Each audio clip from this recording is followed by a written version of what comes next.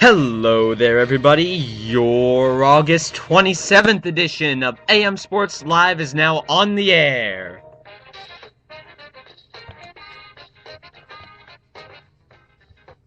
Hello there, everybody. Oh, I said that already. Okay, so just hi this time. I'm Andrew Goldstein, coming to you live with another edition of AM Sports Live, everybody's favorite sports show. If you're coming back for another go-around, welcome back to the show. If you're a first-time listener, then hope you like what you hear.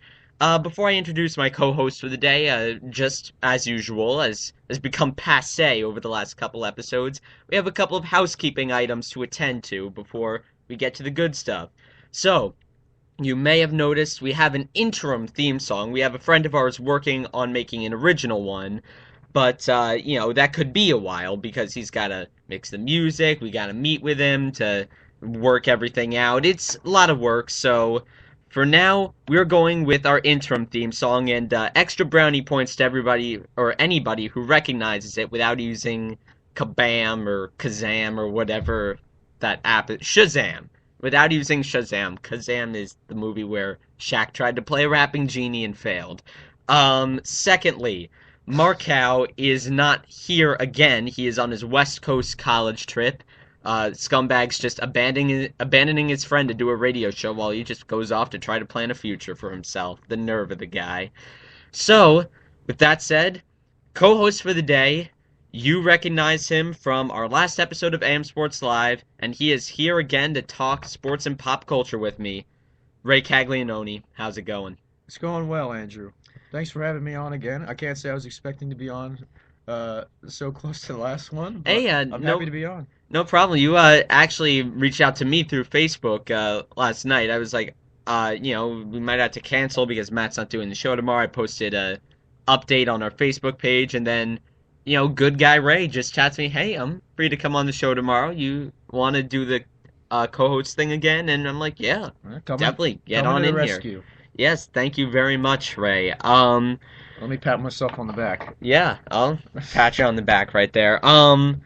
We actually have a lot to talk about on today's show, but first, I want to talk about something that's kind of not taking over, but playing a big part in both of our lives right now, and obviously Markow's too, since it's the reason why he's on vacation, at least I think it is, college.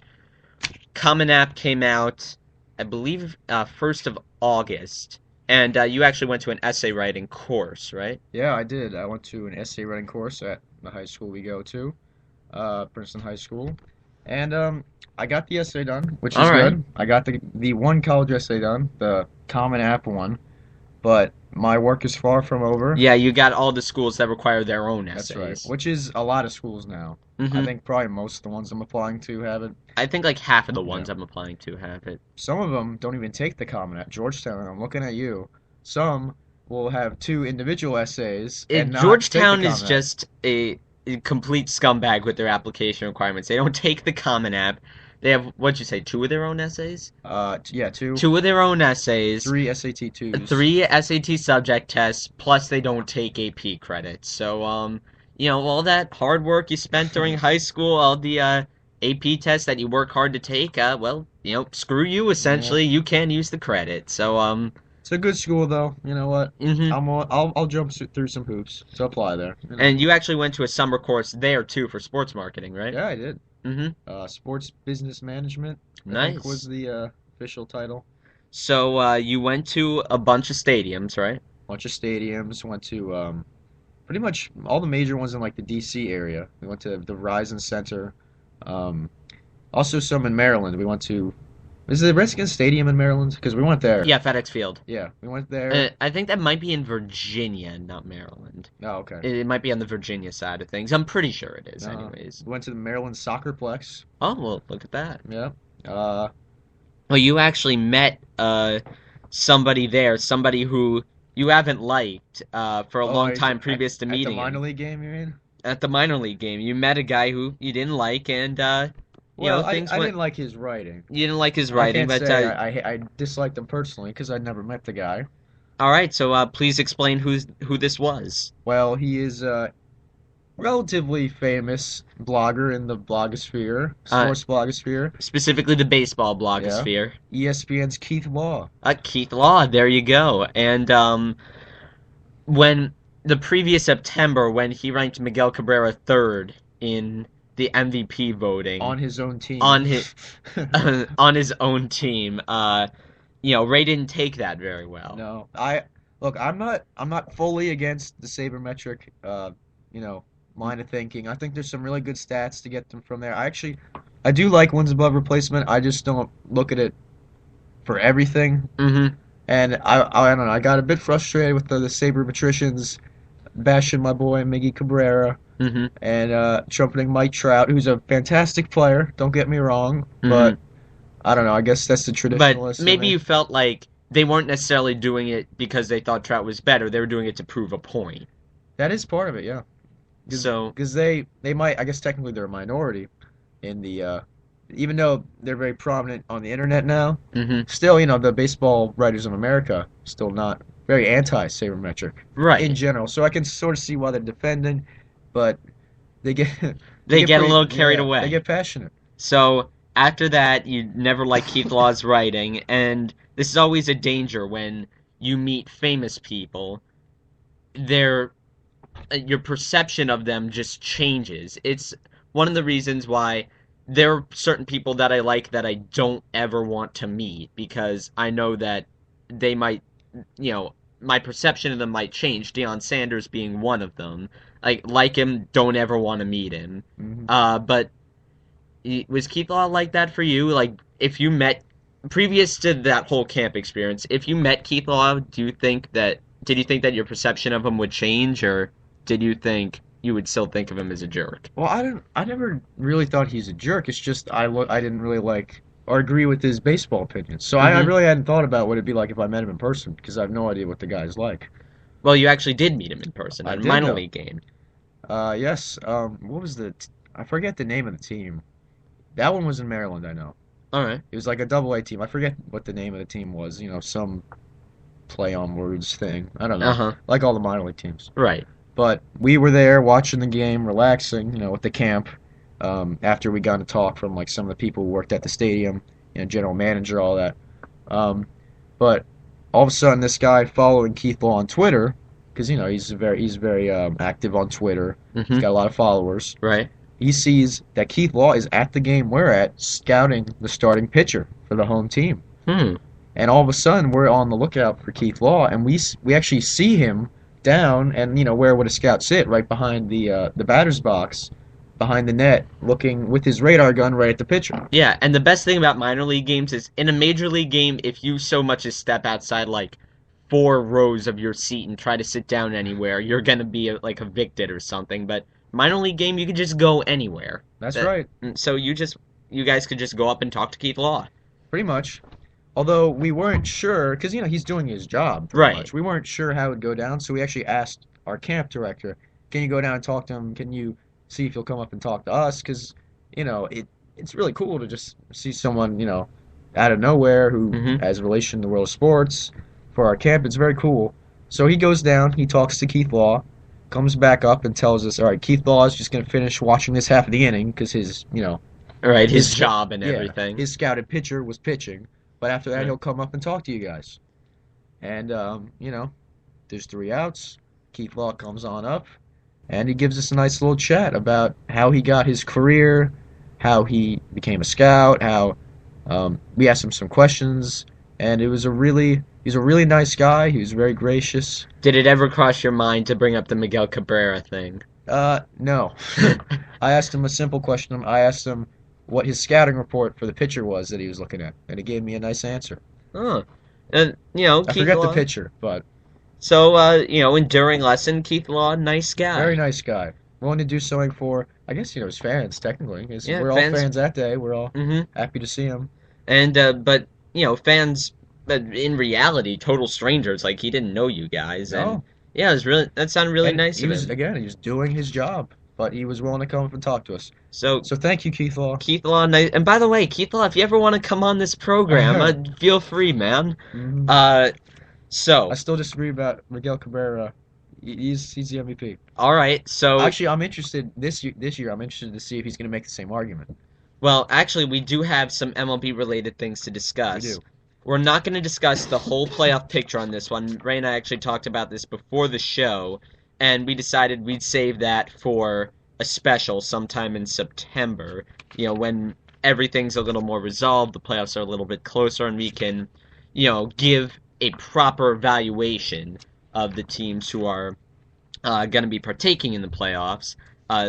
That was the stated reason. The real reason is I've not been keeping up with baseball over the last couple weeks, and I've just started re-keeping up with it in the last week or two since I've been kind of bogged down in college stuff. So big news coming out of the MLB yesterday: Matt Harvey goes down. Matt Harvey, Hmm. he injured something. I believe was it his elbow? It was I'll pull it up for you. It's I they said something about like his ulnar ligament. It was like a tear, and he might need Tommy John surgery. There's a good possibility, actually. mhm. Ulnar cruciate ligament, I think it was. uh ulnar collateral Ulnar ligament. I don't know collateral. if there's a difference. Collateral. Yeah, I'm there's not a probably doctor. a difference, and This part, if yeah, there this it probably. I can just imagine some doctor like Dr. James Andrews listening to this and being like, no, no, no, and just like banging Yeah. his head Thank against you the for desk over listening, again. Dr. James Andrews. Thank you. We really Exactly. appreciate it. I'm sorry we lost you with the inaccurate medical information. Please come back and don't start an uprising against us. What, an uprising of doctors An or uprising surgeons? of Like, doctors against Andrew and Ray for giving out inaccurate medical information about Matt Harvey. see, they have some tools though. That'd be a good uprising. Oh, there you You go. know? So Matt Harvey done certainly for this year, Yes. maybe for all of next year if he requires surgery. If he doesn't, then it's kind of a wait and see situation. Do you think he'll require surgery? As a doctor, or not as a doctor, I You're don't. not a doctor, you just play one on the radio. Obviously, I don't know for sure, but if I had to guess, I'm gonna say he gets surgery. Yeah, I feel like that's where it's headed to. I mean, the official statement was that they want to wait a couple of weeks until the swelling goes down and until they could get a good X-ray or MRI to see what the extent of the damage is. But the all the quotes I've been hearing from sources, including from Dr. James Andrews, the indication has been that even though they're going to try to avoid surgery at all costs, it's likely that he'll need surgery. Yeah, I mean, I feel like because Tommy John surgery, as scary as it is, because of the Hmm. recovery time. Because I mean, if he gets Tommy John, he's gonna be out probably, I think, all next year. I don't think there's any way to avoid that. Yeah, But one positive of Tommy John surgery is it does have a high success rate. right. So a lot of guys maybe they'll lose a little something on their on their pitches, but a lot of them do come back and they're still successful pitchers. The last significant guy to have it was Steven Strasburg, right? Has Well, there been any since then? he's definitely a good example. I mean, there's a lot of guys who have it from Hmm. you know, um, Pineda on the Yankees had it. Hmm. He hasn't even pitched this year yet. So I mean, but you can see right there. There's the negative. I mean, Michael Pineda had it last year. He didn't pitch in the majors at all for the Yankees yet, and he still hasn't pitched in the majors for the And by the Yankees. way, remember when the Michael Pineda trade was big news, and I then do. Pineda probably had handled it in the worst way possible Yeah, by got some. eating tons of cheeseburgers, ballooning Yeah. up to like 300 pounds, getting Tommy, injuring Don't the forget an collateral, arrest. I'm pretty sure he got a the DUI. arrest, the Yeah. DUI arrest, injuring his collateral ligament, and getting Tommy John surgery. I'm pretty sure he's not done a single positive thing since coming to New York. Somehow though, he's had a better time than not Miguel Cabrera, Montero, Jesus Jesus Montero. Montero. Because Jesus Montero was traded to the Mariners, had to hit in an awful ballpark for pitchers or hitters. He Yeah, was, there's a hitter. There's yeah, no place I'd less rather be than Seattle, except for maybe San Diego. yeah. Hit horribly, kind of somewhat Hmm. predictably. Although he had played well in his limited stint with the Yankees, Hmm. played so horribly that they sent him down to the minors, Okay. and then was suspended for his links to the biogenesis scandal. Good times for Yeah. Jesus So he's Montero. had a great time. Somehow the Yankees have still won that trade. Well, there you go. Like Like if somebody just threw in a baseball or something, like you give me Jesus Montero for Michael Pineda and a baseball, I think that the baseball might be the most valuable asset in the Mm, entire trade. But back to Matt Harvey. Obviously, this isn't too big of a deal for the Mets this season since they're they're not a good competing. way out of the Yeah. playoff race anyway. They're trailing the Braves in the division by double digits. I believe they're either in the high single digits or low double digits out of the wild card race, barring Oh yeah. something really unprecedented. They've been out of They're the race since June. Let's be right. honest. And they've been out of the race since their inception. They're the Mets. Pretty Uh, much. do, do you think this affects the Mets next season? Do you think they had a chance of making the playoffs with Matt Harvey? Like, would you have penciled them in as a wild card team or division winner before this injury? I mean, like next year. Next year, 2014. I wouldn't, but I still think it's a major blow to next year because they really. I mean, the Mets. I don't think they're built to win this year. I mean, obviously not this year, or probably not next year. 2015 sounds like a much better Yeah. option.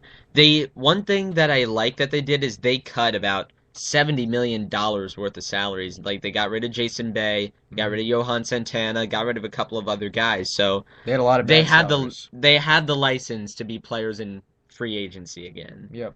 And I think the main component though of a possible um, success story in a few years is Hmm. their young pitching and a few Wheeler. yeah, a few young hitters. So they have Harvey, who's last year he first played last year, did well. This year he's been incredible.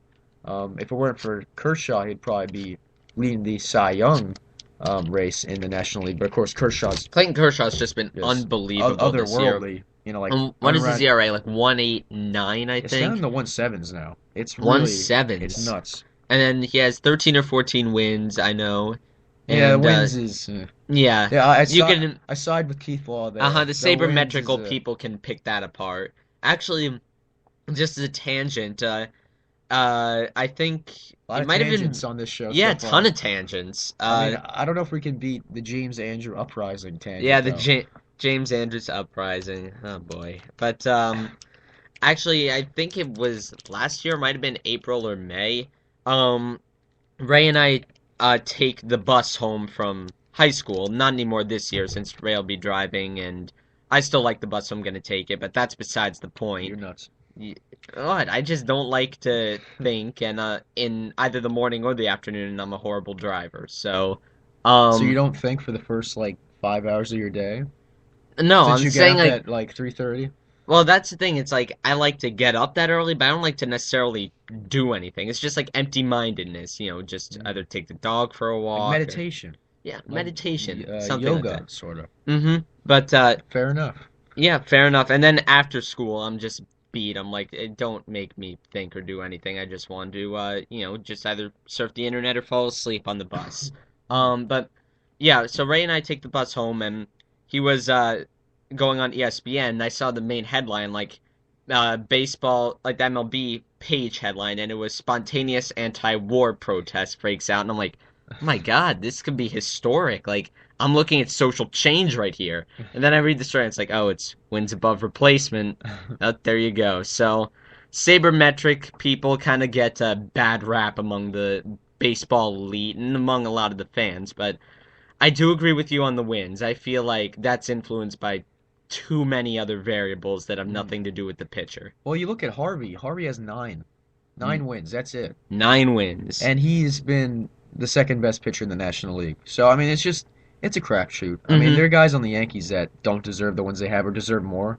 Kuroda, Hiroki Kuroda. I think he has a reasonable amount, but Uh-huh. he's been one of the best pitchers in the league, and he was leading According to the his earned run average. yeah, he was leading the American League in earned run average for a while. Not anymore. He's had a few rough outings, but his win total's still kind of low. Like there are guys. Yeah, like Felix Hernandez is something like 12-8, I Oh, believe, Felix and Hernandez is always with the wins head exactly trouble. because he's had the misfortune of playing in Seattle. Right. Poor Felix Yeah. Hernandez. Well, actually, while we're talking baseball, I wanted to discuss a Forbes article that I saw on this show. I know that you saw it too. Mhm. The Houston Astros. Now, this isn't official because officially teams don't have to disclose their financial situation, and the Astros have rebutted a lot of the info in this article. But Forbes article claims that the Houston Astros are by a pretty significant margin, the most profitable team in baseball, and they're by far the worst team in baseball. Oh yeah. So their claim is that the Astros have kind of cut costs, gotten their broadcasting rights, and then kind of let that sit instead of spending that money that they've saved from the cost cutting to, build towards their salary cap. I mean, not the salary cap, but their total salary number to get better players. Instead, what Forbes seems to be suggesting is that they're just pocketing the money. Hmm. And do you think that's true? Do you think they're intentionally trying to skimp out on buying players to kind of boost the number sheet? Well, I think when we look at the Astros, we see a team more in the rebuilding process than I think any other team we've seen in years. I mean, Hmm. their team is full of rookies or journeymen. Like there's, I guess Jose Altuve Hmm. or Castro, their catcher, are like the most accomplished players on that team, and they're really like they're To be not perfectly much. honest, I couldn't name three or four players on the Astros Yeah, besides Jose Altuve. and most of baseball, like most fans, probably would say the same thing. There are not a lot of recognizable players on that team. But what I've heard from the fans, like of the Astros, and just people in general, is they're actually going about it pretty smart. Like they're building up their minors, Yeah, they're kind of stock. a Well, lot of that's good actually a prospects. really It's an unprecedented that's a rebuild. Like really smart way to do it if that's the yeah, way they're planning. Like, they're just going like 100% into the rebuild. They're not saving this one guy who they really like and they're gonna pay him a lot of money. right. They're just going whole hog. All right, this is a rebuilding process. Everyone's available, and hopefully 3 years from now we're gonna be a playoff contender. And the owner of the Astros actually did say, once our minor league system that's kind of very rich now starts producing for us and the players there kind of come into maturity, we're going to show them the money and then we're going to start spending once we feel we have the foundation here. So, it seems like kind of a ripoff now, but the long-term strategy is actually very, very smart, Hmm. like you said. And I feel like I would rather my team do that than do something like, for instance, the Blue Jays did and pay a lot of money for kind of substandard or standard players. Melky Cabrera, Yeah, like, Dickey. Although they couldn't it, have predicted Dickey would be right. so subpar, but The but the point is, gone are the days where teams are throwing around money for the sole purpose of throwing around money. The because fans are smarter now. What used to happen is that teams would throw around this money and get name players, and the fans would look at the numbers and look at names they recognize and say, all right, that's a guy that's going to produce for us. We're going to be successful now. But in the era of MLB extra innings, in the era of blogs, in the era of all these different sources of information, you can't trick fans like that anymore. So no. I feel like the Astros are going about this the right way. Do you And agree? I do agree. Overall, I think they're going about it the right way. And I forget where I heard this, but apparently the Astros, like, they had a lot of debt. So part of the whole Yeah, reason the this owner, I did hear that. The owner incurred a lot of debt when he brought the team. so apparently that's a big reason for all Hmm. this, the revenue. Um, Yeah, and that's also a very fiscally responsible way of doing things. mhm. If you're just saving this money to pay down your debt, that's in the future gonna force you to do things you don't want to do. There's no point in trying to build a winner out of absolutely nothing by just throwing money around. So, you know what? We're gonna have to see how this whole Astros thing plays out. But for now, I think they're going about this the right way. Well, it's definitely interesting, and it really can't be evaluated fully until 2 or 3 years from now. So, let's switch sports. And before we do, two quick things. One, if you want to get into contact with us, and if you're listening live on our Spreaker.com national sports channel, just click the thought bubble thing, and a comments section will pop up, or you can type in things that we will see, and we will try to respond to. The second thing is the last broadcast, the one that we did, I believe it's on Friday at this point. It didn't quite make it into the top 10 of most popular broadcasts, but it made it into the top 15, which, it's very, very nice. Obviously, we want that whole top 10, top 20, top whatever to be filled with just AM Sports Live because we're the greatest forever and always. But you know what? Top 15, we'll take it too. So Humble, thank you. very humble, Andrew. You know what? You got to think that way. Yeah.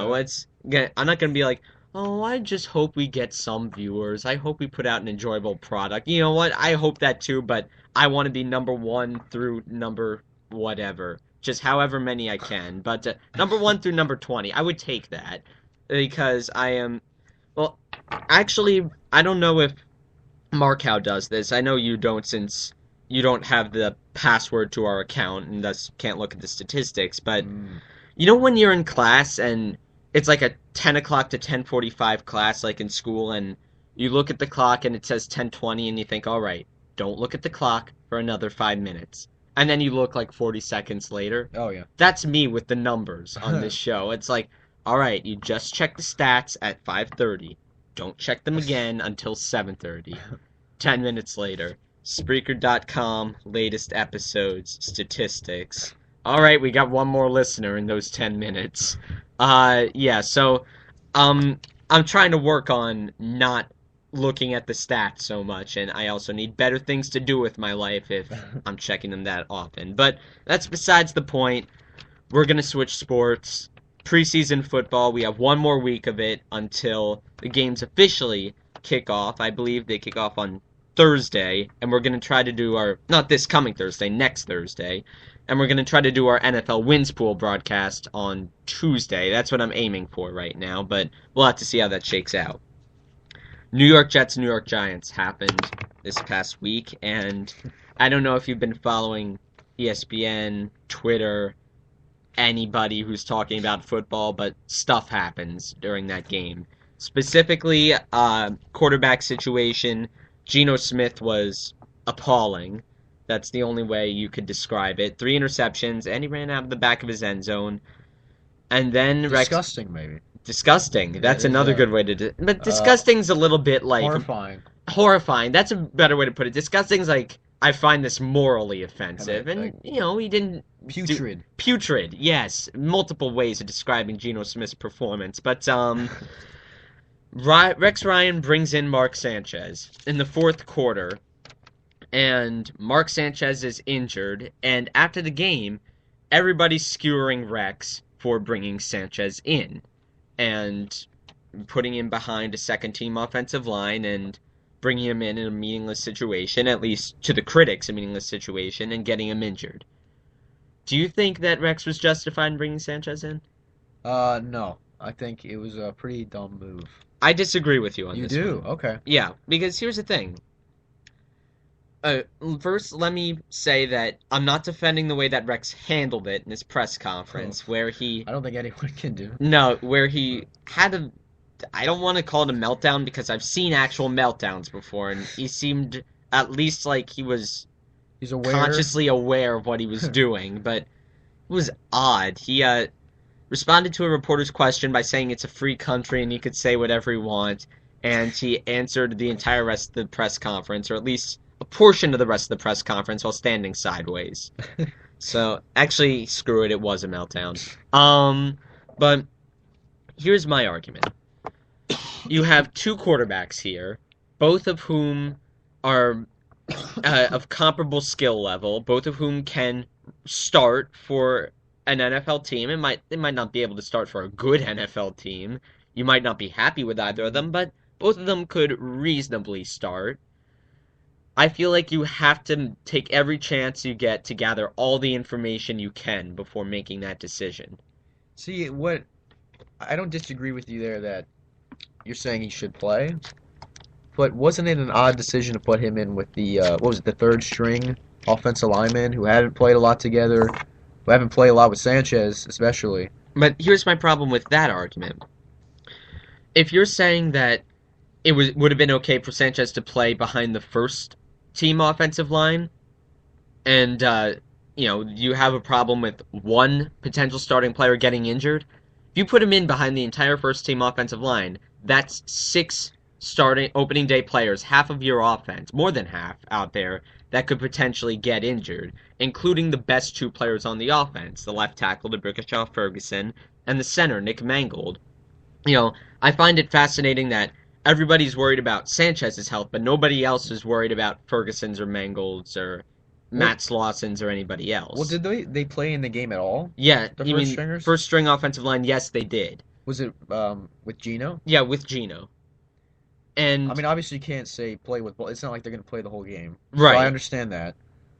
What about the second team? Like, N- did the second team But that's the play? thing with offensive lines, you don't typically have a solid third team. It's not like center, first, second, third, I right guess tackle, I guess first, second, third. that's It's part of the like problem though. I mean, these were guys who barely played together, I and mean, it was a mess. I get the argument, but I feel like you still had to take the opportunity to gather the information. You didn't want to put your first string guys out there because that just increases Yeah, the chance that they're I mean, I injured. understand that point.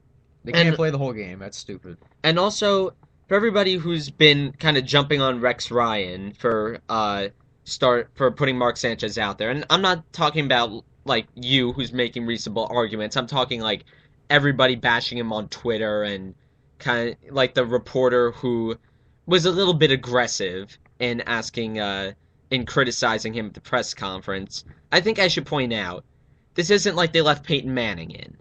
It's Mark Sanchez. He has, I believe, a below 1.0 touchdown to interception ratio over 4 years. Yikes. Yeah, you hate to see a guy injured, but it's not like you're taking a franchise quarterback out of the picture here. He's fighting for his job. That night, he was a second team quarterback. That's the role a second team quarterback has. That's the disadvantage of it. So I don't see a way that you could get around that. I suppose that's fair. So also, I have another guy that I'm very excited about. Well, two people. One, Ryan Spadola, the undrafted rookie receiver out of Lehigh, who I feel like, he's not going to be the next greatest thing or whatever, but Oh, he is. I, He's all pro. well, all pro for the Jets is just either par for the course or a little below par for the course for the rest of the league. But I could see him kind of going into a Wayne Chrebet or Wes Welker like role as a slot receiver. And like one of my favorite Jets players ever was Wayne Chrebet, so I have a soft spot for undrafted white guys out of tiny colleges who play slot receiver. Who are scrappy. Scrappy. Scrappy lunch pail guys. Scrappy lunch pail guys, as announcers keep describing them as. And the second guy that I'm excited about, Matt Sims. Quarterback, fourth string quarterback. Greg McElroy was injured. He's playing against a third string defense and he pulls it out. Throws look very sharp.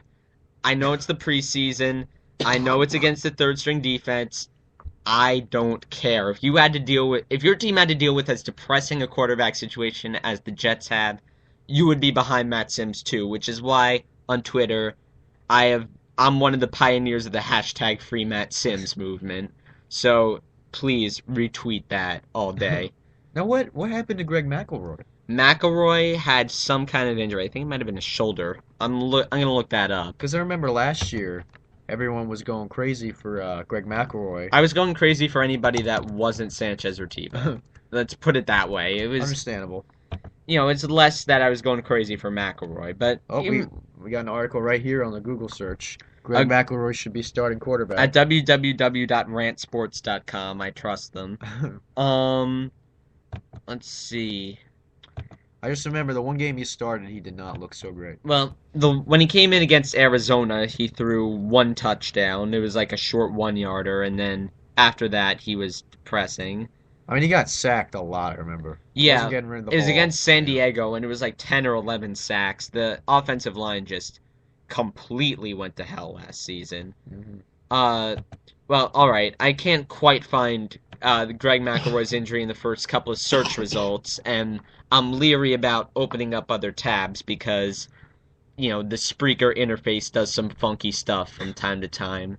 Like, I've had it randomly close on me before, so, Oh. like while I was looking at another tab. So, I'm just wary about it. But, yeah, Greg McElroy out due to injury. Matt Sims looks like he'll get the number 3 job, and I'm a little excited about it. Is that sad? You know what? It's not. It's good to get excited about the little things. Well, I got excited you about can't a few little things for the Eagles when they were in exactly. You can't lie that about garbage. being excited about Nick Foles last preseason. Oh, I was excited when he started and when they won that one game against the Bucks. Mm-hmm. That was great. That was an Yeah. exciting time. And then I don't think he won another game, but I don't think he will. ever. Just I he's believe in not a Foles. very He has been awesome this preseason, except for like one pick in the end zone or well. something. That's another. It's kind of a Matt Flynn, Russell Wilson situation where both quarterbacks played very well in the preseason, but one of them just played out of his mind.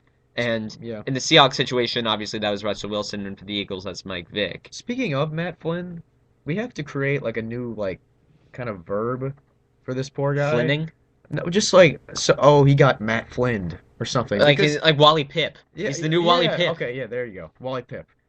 Because this poor guy has.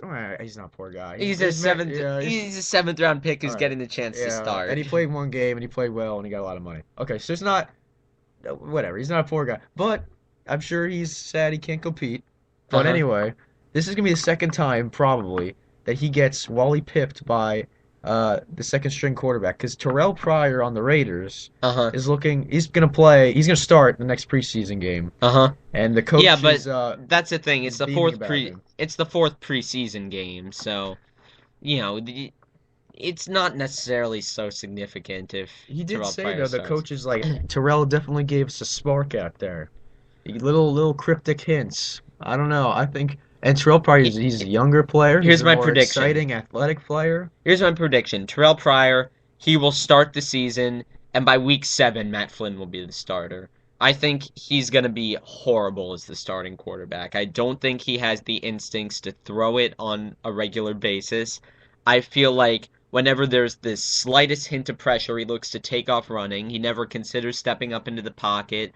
He's not looking downfield. It's kind of the same problem that Michael Vick has, where the guy just wants the run instead of pulling it back and throwing it, like at the first sign of trouble. And I don't think you could win with a guy like that. I feel like Matt Flynn will at least get a chance this season. Do you think that? Probably at some point. I mean, I don't think Pryor's as good as Wilson, obviously. And Well, Wilson took the job and he ran with it last year. I don't think Terrell Pryor is going to do that. I hope Pryor's good. I feel like he could be an exciting player. Well, if Terrell Pryor actually does turn into Russell Wilson 2.0, unlikely, but hey, you never know.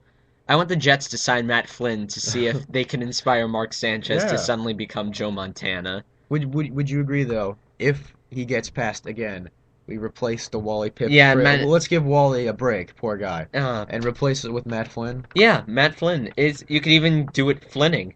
Yeah, he got Flinned. Yeah. So poor Matt Flynn. Good luck, Matt Flynn.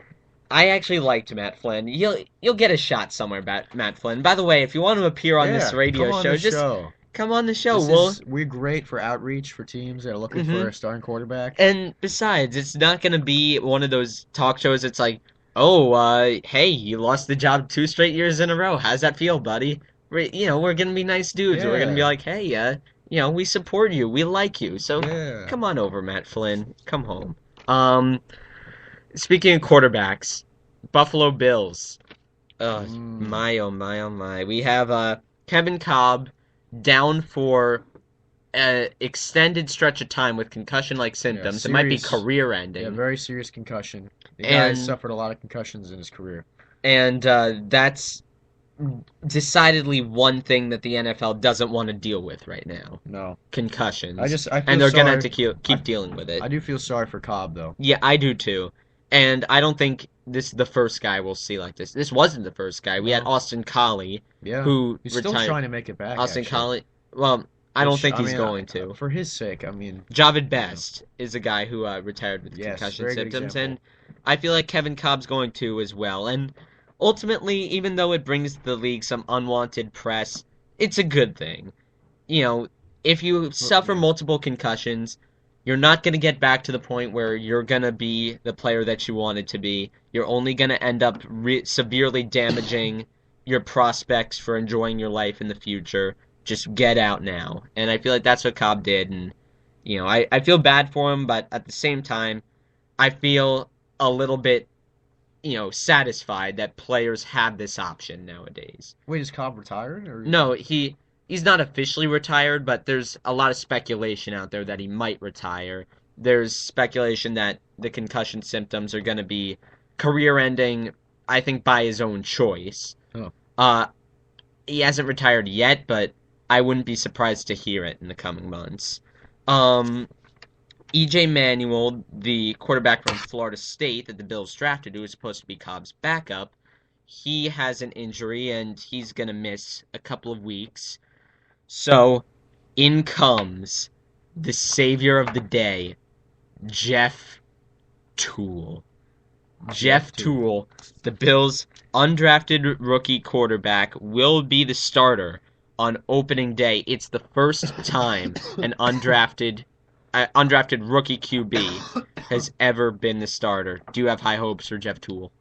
I do not have. Well, I don't have high expectations, but I do have high hopes. That's a better way to put it.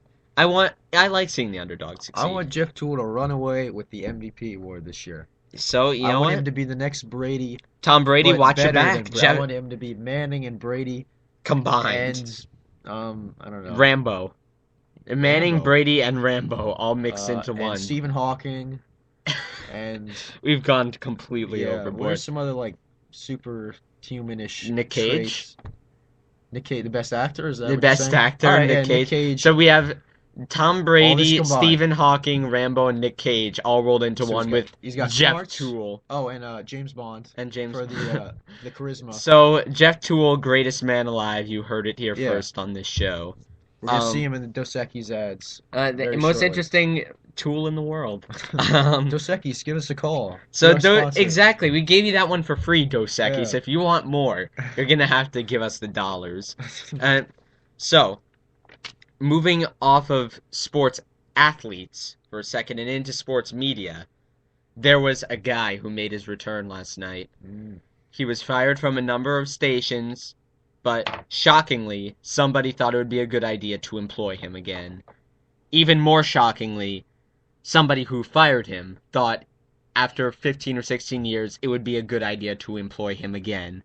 Ladies and gentlemen, your new 11 o'clock p.m. host on ESPN2, reprising his role as the host of the Glory Days of SportsCenter, Keith Olbermann. Are you excited about this? I am excited about this. I can't wait for him to start his first Twitter fight. When's it coming? I love that Keith Olbermann has come full circle and is somehow now back on the station. He lovingly referred to as the Deuce. The end of his career. On the first night it is quite literally the end of his career. I love how sports works. That only in sports does somebody open on a station, say as his first line, "Welcome to the end of my career," and then just 20-some years later, return to it to end his career. It's great. It's great news because he's an entertaining guy. Like I'd watch Keith Olbermann's show. I mean, a lot of unintentional comedy. He's pompous, but that's part of his shtick. Yeah. He was good on SportsCenter for sure. He was fantastic on SportsCenter. Like if you read the ESPN book, you have all these people. It's a great read. Yeah, those guys will have all the fun. Those guys have all the fun inside the world of ESPN. There's this one guy, I forget who he is. I'll try and find the quote for the next show so I can source it. There's one guy who told this new anchor, "Try to be Dan Patrick. Dan does everything technically right. He's proficient. He's very good. You should try to be him. Do not try to be Keith Olbermann. The guy's a genius. If you try, you're going to fail." Like, the guy would just write his own scripts in, 20, 30 minutes, apparently. He would just go ad-lib, just off the cuff, ad nauseum. By the way, sorry for the telephone ringing in the background. We're going to try to find a way to edit that out. But, Keith Olbermann, whatever you may think of him, he's very competent. Yeah, he's very good. He's entertaining. He's good with. He's very articulate. He's good with the highlights. He's good with the commentary. Good with guests. Good with guests. I mean, not good with guests as in, gets along with guests. Good with guests as in... entertaining. You're watching him if a guest is on. Yeah, no, apparently his downfall is that he's difficult to work with. Oh yeah. So But he has his own show now. mhm. I think, for the first time in a while, I think for the first time ever, he's hosting a sports show by himself. Obviously, when he did the politics on MSNBC and Current TV, he had his own show, but this is his first sports show, which he's doing completely by himself, and I'm really looking forward to it. I am. And he's actually also started responding to mean tweets sent to him by various people, like doing the old correct their spelling thing, insulting their avatars. Like, just go look up Keith He's like Olbermann's a Twitter 15 year page. old. I love Keith Wait, how Olbermann. old is he now? I'm curious because he looks the same as he did like. All right, time to go to the I Wikipedia mean, at the least mobile. he looks the same as he did 10 years ago. Keith Olbermann. Like, Oh, I'm there he is. He's 54. 54, age 54. He actually, I think he went to Brown, I want to say. Brown, Cornell, one of those schools. But, yeah, I'm excited to have Keith Olbermann back. I think he's entertaining. I think that there's really nobody polarizing, but yet still taken seriously on ESPN anymore. First Take isn't polarizing because I'm pretty sure nobody likes First Take anymore, and Well, everybody not just yeah, not for the actual debate. yeah, like, and everybody just kind of watches for the unintentional comedy between Stephen A. and Skip. I think it's And intentional at this point. I think Skip knows exactly what he's yeah, doing. I feel like, Skip went to Vanderbilt. He worked for the Dallas Morning News for 4 or 5 years. He's worked for papers. He's written 2 or 3 books. He's intelligent. He knows exactly what he's doing. He Mhm. knows that he's kind of doing this to get the ratings up. So there's kind of something contrived about the way that whole show works, but with Keith, that's just how he is. Yeah. And certain people are going to like that. A lot of people are going to hate it, but regardless, you're going to watch it. Mhm. And I feel like ESPN hasn't had a guy like that in a long time. Yeah. No, they haven't. So, let's move on to some pop culture things. I feel like less of a human being for discussing this, but it happened and I feel like I have to. Did you watch the VMAs this past week? I did not watch the VMAs, but I But heard you about heard about the the main VMAs. event at the Oh VMAs. yes. So for those of you who are trapped under a rock for the last week, I'm gonna try to put into some cohesive words what transpired when Miley Cyrus took the stage. Andrew's still a little shocked. He's in shock about I mean, this. guys, here's the thing. I read about it on Twitter. I read the descriptions of it. I'm like, all right, that sounds disgusting. I'm never gonna watch it. But when we started talking about topics to do for the show, obviously we had to discuss this. And I'm like, all right, I should at least know what I'm talking about here. And then I watched it, and my life is never the same, and that's not a change for the better. So here's what happens. It's her turn to do her little performance. Suddenly, 5 or 6 people, I think it was 5 or 6, that's all I could see anyways, come out onto the stage in bear costumes, like big teddy bear costumes. And by the way, this doesn't even crack the top 5 of the strangest things that were to transpire in the next 7 or 8 minutes. Then, here comes Miley Cyrus out of a giant teddy bear. I, I can't even believe I'm saying these words. No, keep Um, going. You're doing great. all right, so she's wearing a dress that, if we're gonna be politically correct about this, doesn't cover as much skin as it needs to when you're on television for millions of people. It was unsavory. It was unsavory, and it had a picture of a teddy bear on it, I think. I don't even know what that was. I guess that's her thing now. The teddy bears. She picked the wrong thing. You need to find a new She picked gimmick. a lot of wrong things. Teddy bear is just one of them. Yeah. So she starts quote unquote twerking during her song. Oh well, you buried the lead though. Robin Thicke comes out. No, that's a little bit later. Oh really? And she I does thought her that was- song. I She thought does that her was the song twerking first, thing. and then Robin Thicke comes out. No, she was doing solo twerking during her song, and Oh okay. when Robin Thicke like came the out, crowd, just like out like no, I think it was just solo twerking, and then when Robin Thicke came on, she finally had her twerk partner. I can't Oh. believe I'm speaking these words. My brain cells are committing suicide as we speak. Mm. But so she starts waving her butt around or doing whatever she does during her song. And by the way, there's some suggestive content impl- not even implied. Suggested content created with this Miley Cyrus performance. So if this really offends you, just skip past our explanation of this. It shouldn't. You know, it's not really that terrible. It's just that it happened on national TV. Except that it scarred Andrew Except permanently. that it scarred me permanently. All right, so she does her song. Then Robin Thicke, the singer of Blurred Lines, comes out. Which When do you know the story behind the video of Blurred Lines though? I do not.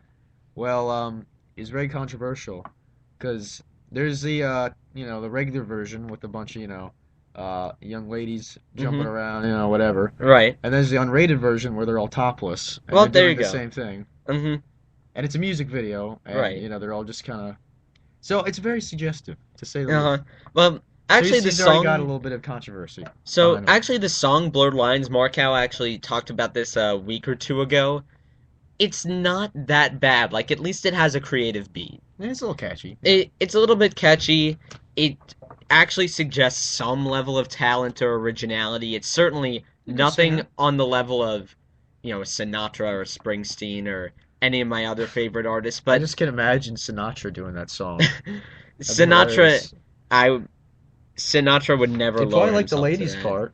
Yeah, but that's the thing. Sinatra saved his discretionary time for when he wasn't on the In front of a camera, in front of a camera or spamming hashtags at you. Did you see that part too? no. Like every 5 seconds, hashtag thick covered the whole screen during his music video.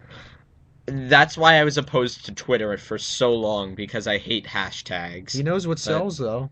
yeah, he does I know won't what say what it sells. is, but Um, yeah, he just knows where the money is. But so Thick comes out and Miley Cyrus performs Blurred Lines with him. But before she does so, she strips off the teddy bear dress to reveal a even skimpier two-piece. And I think that you have naked, you have like the notch up from naked, and then you have this two-piece. You couldn't quite classify it as indecent exposure and service to 20 hours of community service and a fine, but you were very not close. quite Janet Jackson. Yeah, you could have made the argument that for indecent exposure, but then she takes out the foam finger. Oh yes. I will never look at a foam finger the same You don't way. have to explain that part. If you really Yeah. want to see it, just look it up. Uh-huh.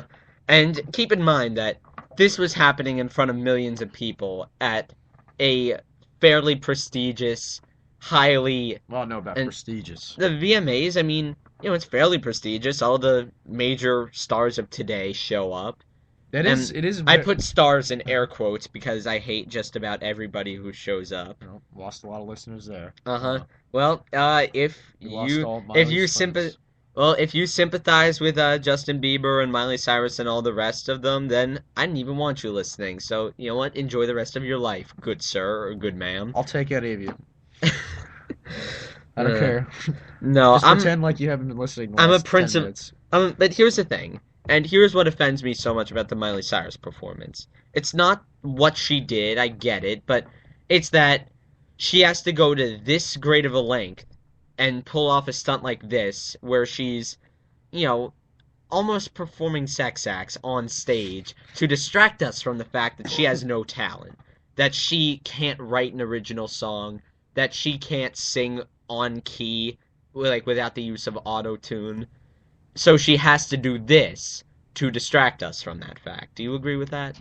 Well, it was obviously a cry for attention. Exactly. And I'm not sure if she's self-aware of that or not. Maybe she realizes that this is gonna get her a bunch of controversy, and Hmm. therefore Well, money. that's the thing. She hasn't been relevant in a while because, like the Yeah, Miley Cyrus thing, its well, heyday was like back in she's just 2009. relevant in a different way. Yeah. She was totally different how many years ago, Hmm. whatever. And now I can't tell if she's in on the joke or she's not. I really can't tell. I can't either, And but either she's she smart and she's just has no shame, or she's just one of the most unconscionably dumb people in the industry. But I feel like with all of these teen pop stars or teen music stars like Miley Cyrus, Justin Bieber, all of them, you get the too much too soon thing. You're making millions of dollars, you have all this exposure, and you're getting it far, far too early in your life. And unlike with something like, for instance, this show, or an actor who kind of makes it when he or she is young, you have no substance after a while because eventually people are going to get tired of you.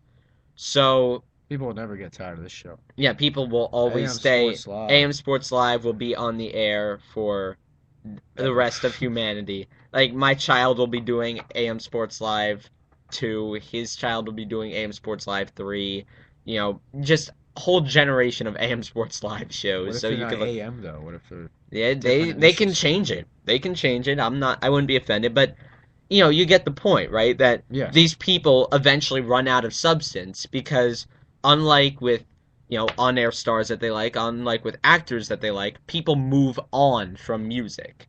Hmm. And once that money and that attention eventually stops coming in as quickly as it did when they first launched, they have to start making responsible life decisions.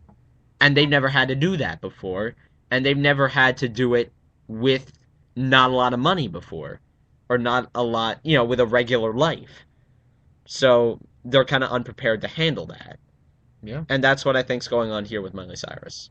I mean, it's we do see a lot. And she isn't like quite self-destructed. Hmm. Probably not. I mean, not You'll see compared her to on like. Celebrity Apprentice in 2044. Guarantee it. But we do Might see maybe it. sooner. We do see it with a lot of young stars Hmm. where they crash and burn a little bit, and sometimes Exactly. it's worse than others. Here, I mean, as bad as it is, at least she doesn't. I mean, as far as we know, she's not like addicted to drugs or She's anything. not, she's not an alcoholic. She's not, bleeding money or anything. She's not Yeah. broke. But I, to be perfectly honest, I wouldn't be surprised if she ended up that way, because It's it seems sad, like but she's like getting some horrible advice from I mean, somebody. I honestly, I just it doesn't surprise me when that happens to any really like young star, and I Hmm. think that's just it's just the culture of it, being famous that young. Right. It can't be good for you. I mean, you talked about it. It's just Hmm. it can't be good for you.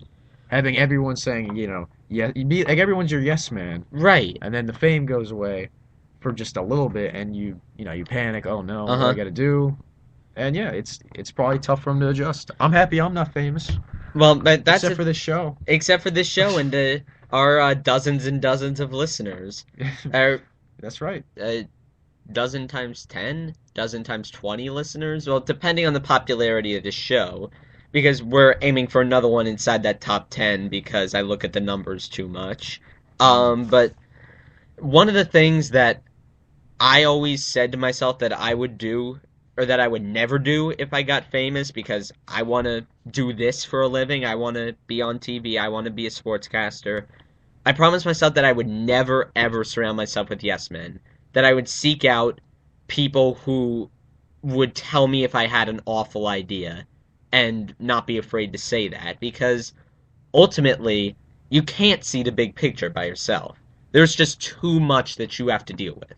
So I feel like if Miley had just one person around her who said, you know what, maybe giving Robin Thicke a lap dance on stage isn't such a great Robin idea. Thicke in his Beetlejuice In his costume. Beetlejuice costume. Yeah, maybe you should just like not wear that on stage and instead wear, just regular clothes. Or just, sing. Just, Or just sing. just sing. Yeah, Do your that's thing. That's what you do. yeah, exactly. You're a singer, and I think can she play an instrument? I don't even know. No, I don't know. Yeah, I mean, that they're singing's, whatever, the main thing. So, yeah, but I mean, yeah, just do what you're known for instead of trying to become something that's just that you're not just to get attention. But she had this idea, or somebody close to her had this idea, and I can't imagine that at first when she heard this, she didn't say, "Wait, you want me to do what now?" Like I can't imagine anybody on the earth being pitched that idea and immediately saying, "Yeah, okay, sure. When do I do it?" Like somebody had to tell her yes. A lot of yeah. people, I suspect, had to tell her yes for that. Yeah, no, you're right.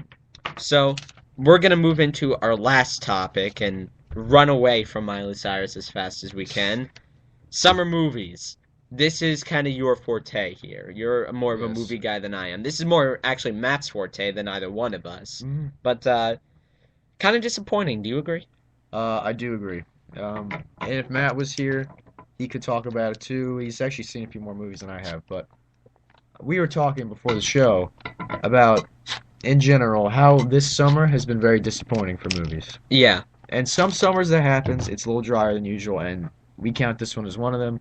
Because thinking back, like I've seen very few movies in the theaters this summer. Mm-hmm. Because frankly, just most of them don't interest me very much. Because Man of Steel was one I was really looking forward to, the new Superman movie. Right.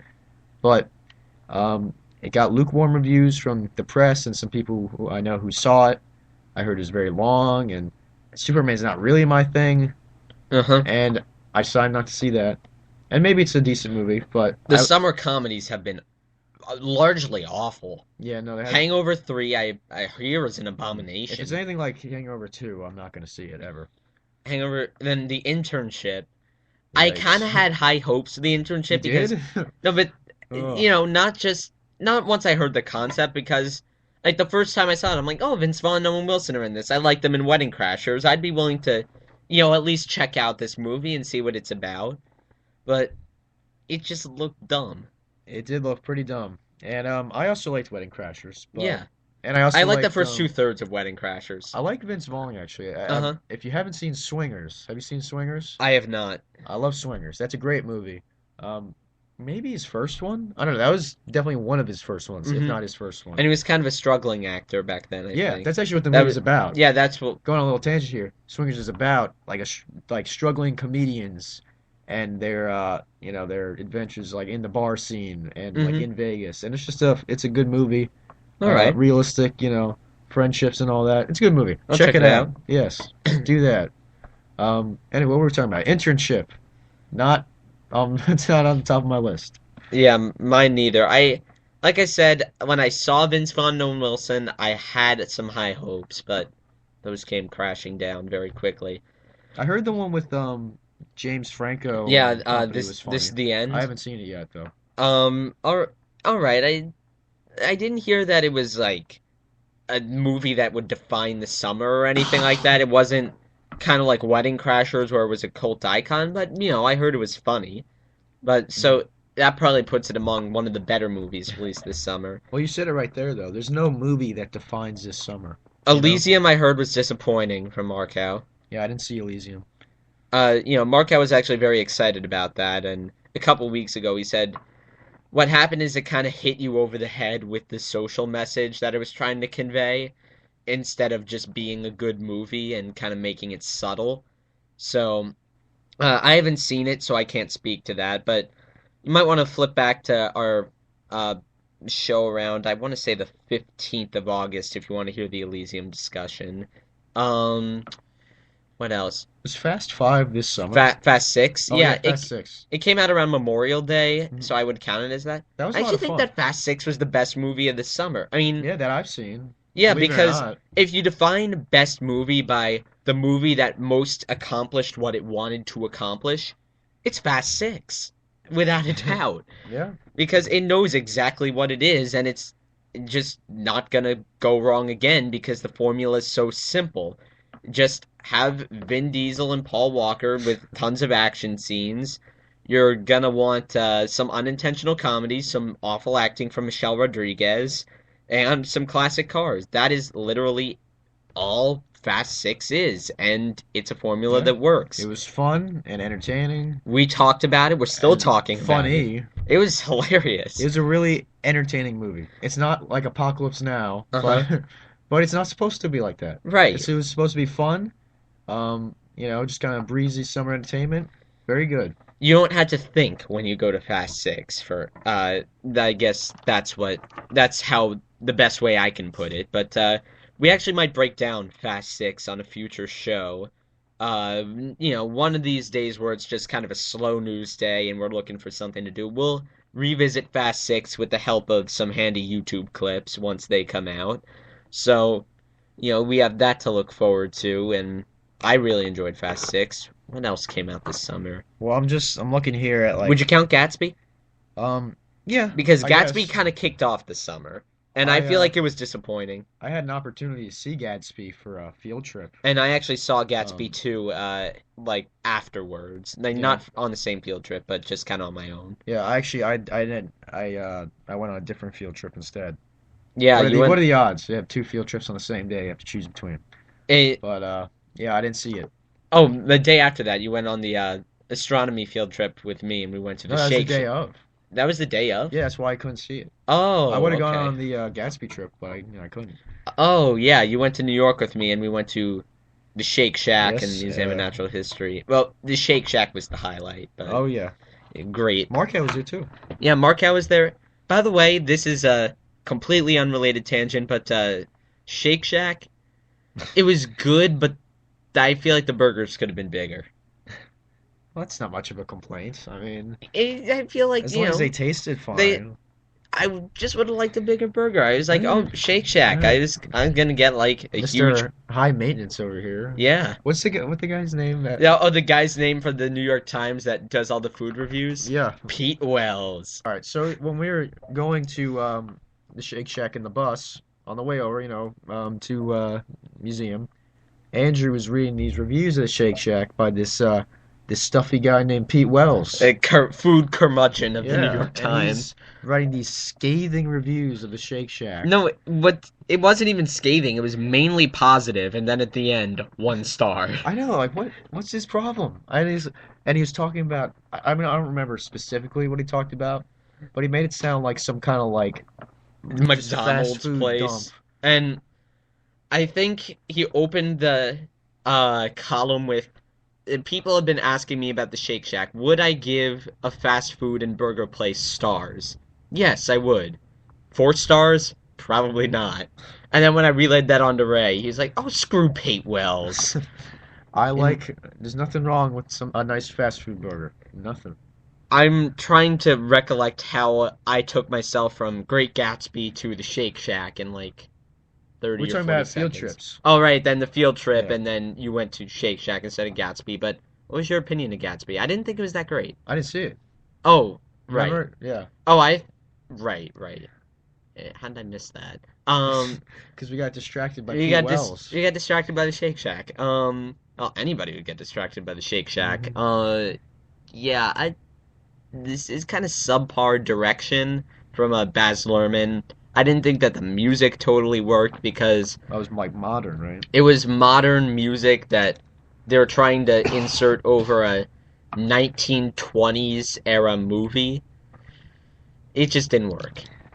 Yeah. So, I don't have a burning desire to see it after hearing from you and some other people.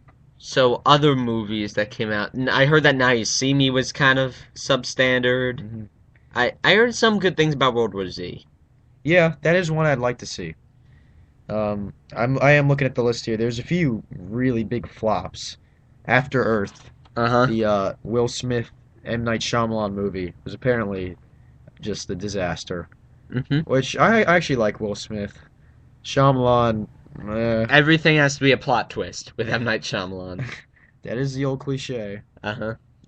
But yeah, apparently that movie I would like to. crashed and I burned. would actually. Markow and I have kind of a running joke about what life would be like if they were directed by various directors. Like we already discussed what life would be like if it were directed by Michael Bay. Explosions. I would just walk into my room and suddenly they would explode. But M. Night Shyamalan, I would actually like life directed by M. Night Shyamalan. I would like the plot twists. Just every day. Every day, new plot twist. Open your lunchbox. Oh my God, I thought it was gonna be peanut butter and jelly. But What the hell is this? it's a BLT. No, it's like a horse head. It's like a Godfather. Oh, M. Night Shyamalan. What's that movie he directed like 3 or 4 years ago about like the devil or something? Is it actually just called Devil? I think it is. Of course. No, it the is. best movie he ever directed was The Happening, starring Mark Wahlberg. Have you ever seen I've any not clips from seen that? this. I've not seen it. Look up some clips on YouTube, people, of The Happening. Hilariously bad movie starring Mark Wahlberg. I love hilariously bad There's movies, like especially starring Mark Wahlberg. there's one scene with like an old because the plot of the movie is that everyone's killing themselves and they don't know why. Like everyone's just like spontaneously like killing themselves in like really brutal ways. That's 'Cause, uplifting. yeah, Uh-huh. yeah, very very uplifting. But there's one scene I don't know the context of it because I just saw the clip on YouTube.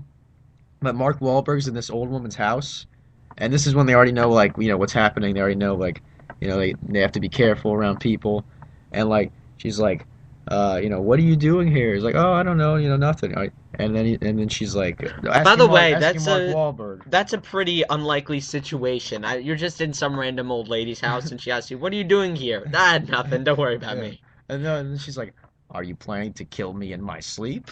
And then Mark Wahlberg's It's a like, perfectly oh, innocent Mark question. Wahlberg's like, oh no, what? His delivery of the line is hilarious Let me try to find that YouTube and clip. turns a tense moment into one of the funniest things I've ever seen. All right, I'm gonna try to find the YouTube clip now. I actually want to see this. Like, what, you gonna play for the audience? I'm gonna play it for the audience. What should I search? Mark Wahlberg happening. The Or the happening happening, yeah, whatever. Mark But there it is. This Wahlberg. is the first suggestion. What? No. All right. I probably got some of the. There it is. Mark Wahlberg is very I probably got some of convincing. the minor dialogue wrong. Here we go. But we'll see it.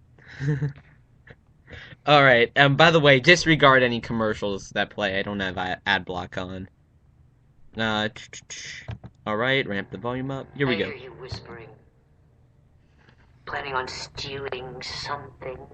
No, ma'am, we're not.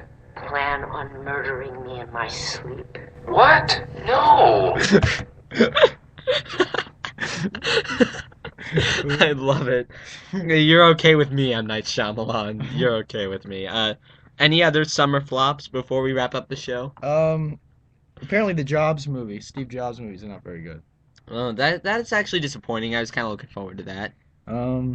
There's nothing really else that's notable. I mean, a lot of. Like Monsters University. White House Down. White House Down. I saw that. I mean, like I didn't see that. I saw the trailers for it, and I thought it looked half decent. Yeah, it's very long. Wow. How 2 hours and 17 minutes. 2 hours 17 minutes. And that's Oh boy. an action movie about, well, the White House down. It's down. You Yeah, just don't know Jamie what Foxx, the president. I'm Jamie Foxx. I'm the president. Did he actually say that? I don't know. Oh boy. Listen to the show, Jamie Foxx. We'd love to have you on. Jamie Foxx, just come on the show. Like Ray said, we'd love to have you. We're kind of hard up for guests if you haven't been listening to the show so far. But if you haven't been listening to the show so far, go back and listen to the other 72 minutes and 18 seconds you missed. Yeah. So some might consider those 72 minutes to be pretty good. But anyways, that's all the time we have on AM Sports Live for August 27th. Just remember to like us on Facebook at AM Sports Live, follow us on Twitter at AM Sports Live 1, email any questions you might have to amsportslive@gmail.com, and if you like this show, the best thing that you could do for us would be tell other people who are interested in sports and pop culture about this show, because we just want to get as many listeners as possible and interact with our fan base as much as possible. And also, don't forget to continue the hashtag #FreeMattSims movement. Just be one of the early supporters. You know it's coming. Mhm. So, Ray, any last thoughts before we wrap this thing up? Again, just thanks for having me on. Hope to be on again sometime soon. All right, well, we're definitely going to try to have you on Tuesday. I know that much because we want to do the NFL Wins Pool broadcast. And that's going to serve as kind of our de facto NFL preview for the year.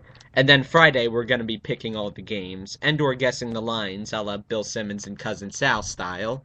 But until then, thank you very much for listening, and we hope you come back and listen again, hopefully on Friday. But for now, your August 27th edition of AM Sports Live is now off the air. So long, everybody.